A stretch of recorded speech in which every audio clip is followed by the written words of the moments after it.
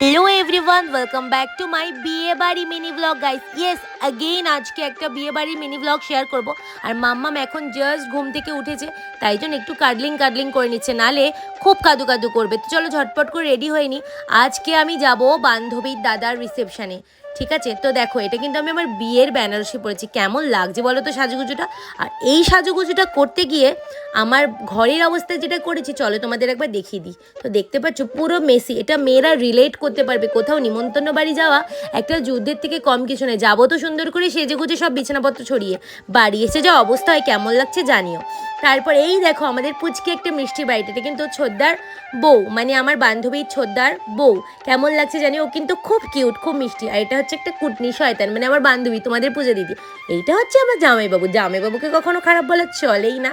তো যাই হোক, দেখতে পাচ্ছি এইটা হচ্ছে আরেকটা কুটনি, আরেকটা শয়তান বান্ধবী। আরে যাই হোক, মজা করে বললাম, আমরা এরকম বলে থাকি। দেখো মাম্মাম কিন্তু সাজুগুজু করে গেছে, আর মা যেতে চাইছিল না যেহেতু একাদশী, তাই জন্য জবরদস্তি নিয়ে গেছি। এই মহারানীটি হলো আমার বান্ধবীর বড় বৌদি, মানে ছোদ্দার ছোট বউকে দেখলে এটা হচ্ছে বড় বৌদি। বড়দাদাকে আর ছোদ্দাকে খুঁজে পাচ্ছে না। তো যাই হোক, এখানে কিন্তু আমি আর তোমাদের পুজো দিতে কী করছি বলো? তারে হ্যাঁ, ঠিক ধরেছো, পিএনপিসি। নাগো মজা করছিলাম। তো যাই হোক, দেখেছো আমি শাড়ি ফাড়ি কিন্তু খুলে চেঞ্জ করে এক পিন করে পরে নিচ্ছি, সম্ভব না। তো দেখো বৌদির বাপের বাড়ির থেকে কিন্তু তত্ত্ব চলে এসেছে, প্রচুর তত্ত্ব এসেছিলো, খুব সুন্দর সাজানো হয়েছিল, ঘরটা খুব সুন্দর লাগছিল। তো ফাইনালি খেতে বসে পড়েছি। যেহেতু আমার ভেজ, তাই জন্য আমি কড়াইশুটির কচুরি আর ছোলার ডাল দিয়ে চালিয়েছি, বিকজ আমার পরের দিন একাদশী।